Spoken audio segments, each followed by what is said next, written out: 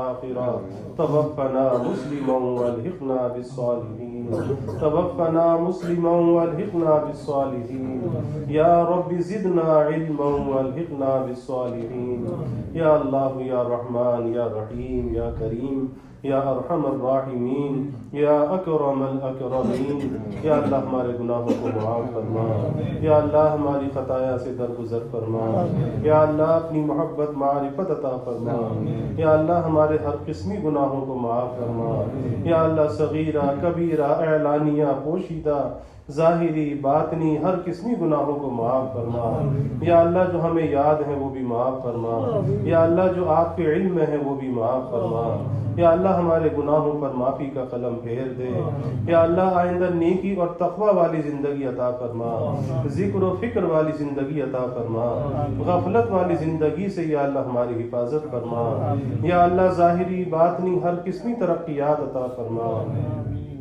یا اللہ دلوں کے نیک ارادوں کو آرزوؤں کو تمناؤں کو یا اللہ از غیب پورا فرما ہر قسمی حاجات کو یا اللہ پورا فرما ہر قسمی پریشانیوں کو یا اللہ دور فرما ہر قسمی بیماریوں سے یا اللہ حفاظت فرما ہر ناگہانی بلا اور مصیبت سے یا اللہ حفاظت فرما زمینی آسمانی آفات سے یا اللہ حفاظت فرما حادثات سے یا اللہ حفاظت فرما موذی امراض سے یا اللہ حفاظت فرما یا اللہ سب کے علم و عمل میں برکت عطا فرما رزق میں برکت عطا فرما اعمال میں برکت عطا فرما ابواب رزق یا اللہ کشادہ فرما رزق حلال عطا فرما آسان عطا فرما برکت والا عطا فرما یا اللہ کبھی مخلوق کا محتاج نہ بنا یا اللہ ہمیشہ اپنا محتاج بنا کے رکھنا یا اللہ اولاد کا محتاج نہ بنانا یا اللہ فساق فجار کا دست نگر نہ بنانا ہمیشہ اپنے در کا سائل اور بھکاری بنا کے رکھنا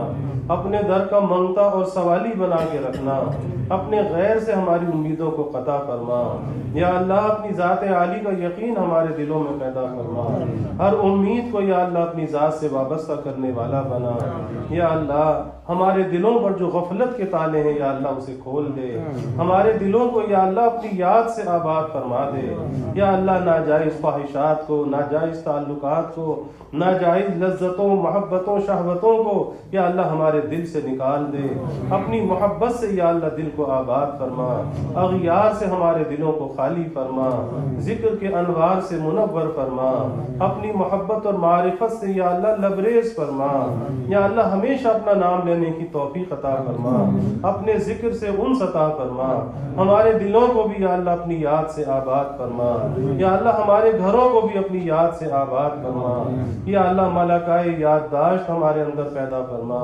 یا اللہ جب ہماری موت کا وقت آئے وقت آخر آئے یا اللہ اپنے ذکر والی موت عطا فرما کلمے والی موت عطا فرما اپنے استحضار والی موت عطا فرما یا اللہ غفلت والی موت سے ہماری حفاظت فرما اے اللہ غفلت والی موت سے بری موت سے حادثاتی موت سے یا اللہ حفاظت فرما یا اللہ اپنے استحضار والی موت عطا فرما یا اللہ ہماری قبروں کو جنت کا باغ بنا قبر کے اندھیرے سے تنگی سے عذاب سے یا اللہ تیری پناہ چاہتے ہیں اے اللہ تو ہمیں پناہ دے دے اے اللہ تو ہمیں پناہ دے دے ہماری قبروں کو یا اللہ جنت کا باغ بنا دے یا اللہ میدان حشر کی ذلت اور رسوائی سے بچا اے اللہ وہاں کی پریشانی سے بچا وہاں کے عذاب سے بچا یا اللہ جیسے یہاں ستاری فرمائی وہاں بھی ستاری فرما یا اللہ نہ ہمیں یہاں پہ رسوا فرما یا اللہ نہ ہمیں وہاں پہ رسوا فرما یا اللہ یہاں بھی ستاریت کی چادر میں ہمیں ڈھانپ لے اے اللہ وہاں بھی ہمارے ساتھ ستاریت کا معاملہ فرما غفاریت کا معاملہ فرما اپنے حبیب صلی اللہ علیہ وسلم کی شفاعت نصیب فرما آپ کی شفاعت سے یا اللہ ہمیں جنت کا ٹھکانہ عطا فرما یا اللہ اپنے حبیب صلی اللہ علیہ وسلم کی سچی محبت عطا فرما آپ کے طریقوں پر ہمیں چلنے والا بنا آپ کے طریقوں کی عظمت اور محبت دلوں میں پیدا فرما سنت کی مخالفت سے ہماری حفاظت فرما اے اللہ پیارے حبیب کی غلامی میں جینے اور مرنے کی توفیق عطا فرما یا اللہ جتنے بھی حاضرین ہیں ان کے متعلقین اہل خانہ یا اللہ سب کے دلوں کے نیک ارادوں کو پورا فرما، سب کی پریشانیوں کو دور فرما، بیماروں کو یا اللہ صحت عطا فرما، عافیت عطا فرما۔ یا اللہ جس محبت سے سب جمع ہوئے، اے اللہ اس محبت کو اپنی محبت کا ذریعہ بنا، اپنے تعلق کا ذریعہ بنا، اپنی محبت اور معرفت میں برکت کا ذریعہ بنا۔ یا اللہ جیسے ہمیں یہاں جمع فرمایا، اے اللہ اسی طرح جنت میں بھی ہمیں جمع فرما، صالحین کی جماعت میں ہمیں شامل فرما۔ یا اللہ صالحین کے ساتھ ہمارا حشر فرما، اور صالحین کی معیت میں ہمیں جنت کا ٹھکانہ عطا فرما۔ اے اللہ بری بات سے بچا، بری صحبت سے بچا، برے کاموں سے بچا۔ یا اللہ اس زمانے کے فتنوں سے بچا، آزادی کے فتنوں سے بچا، بے حیائی کے فتنوں سے بچا، فحاشی عریانی کے فتنوں سے بچا، بے پردگی کے فتنوں سے بچا۔ یا اللہ ہمارے گھر والوں کو بھی یا اللہ با حیا بنا، با کردار بنا، عفیف اور پاک دامن بنا، حیا کی حفاظت فرما، ایمان کی یا اللہ حفاظت فرما۔ یا اللہ ہماری نسلوں کی حفاظت فرما۔ یا اللہ یہ انٹرنیٹ کا فتنہ، یہ سوشل میڈیا کا فتنہ، یا اللہ ان لعنتوں سے ہماری نسلوں کی حفاظت فرما، ہمارے نوجوان بچے بچیوں کی حفاظت فرما، ہماری خواتین کی حفاظت فرما۔ یا اللہ با حیا بنا، با کردار بنا، با گفتار بنا، بڑوں کا ادب کرنے والا بنا، علماء کا ادب کرنے والا بنا، چھوٹوں پر شفقت کرنے والا بنا، خلق خدا سے درگزر کرنے والا بنا، اچھے اخلاق کا ہمیں حامل بنا، برے اخلاق سے، برے کردار سے، بری گفتار سے یا اللہ ہماری حفاظت فرما۔ حفظ لسان کی یا اللہ ہمیں توفیق عطا فرما، اس زبان کو کثرت ذکر میں استعمال کرنے کی توفیق عطا فرما۔ یا اللہ کشمیر کے مظلوم مسلمانوں کی مدد فرما، ہندوستان کے مظلوم مسلمانوں کی مدد فرما۔ یا اللہ جس ظلم میں، اس قید و بند میں وہ مبتلا ہیں یا اللہ اس سے نجات عطا فرما۔ ان ظالموں کو یا اللہ تباہ و برباد فرما، کیفر کردار تک پہنچا، نشان عبرت بنا۔ دنیا میں جہاں کہیں بھی مسلمان آباد ہیں یا اللہ سب کے جان، مال، ایمان، عزت آبرو کی حفاظت فرما، گھر بار کی حفاظت فرما، اولاد کی یا اللہ حفاظت فرما۔ یا اللہ جو ہم نے مانگا وہ بھی عطا فرما، جو نہ مانگ سکے وہ بھی عطا فرما، ہمیشہ اپنے سے مانگنے والا بنا۔ یا اللہ دین دنیا آخرت کی ہر بھلائی عطا فرما، ہر خیر عطا فرما، ہر شر سے، ہر فتنے سے حفاظت فرما۔ یا اللہ ہمیں عافیت دارین عطا فرما، عافیت دائمہ عطا فرما۔ ربنا تقبل منا انك انت السميع العليم وتب علينا انك انت التواب الرحيم وجزى الله عنا محمدا صلى الله عليه وسلم ما هو اهله سبحان ربك رب العزة عما يصفون وسلام على المرسلين والحمد لله رب العالمين آمين آمين برحمتك يا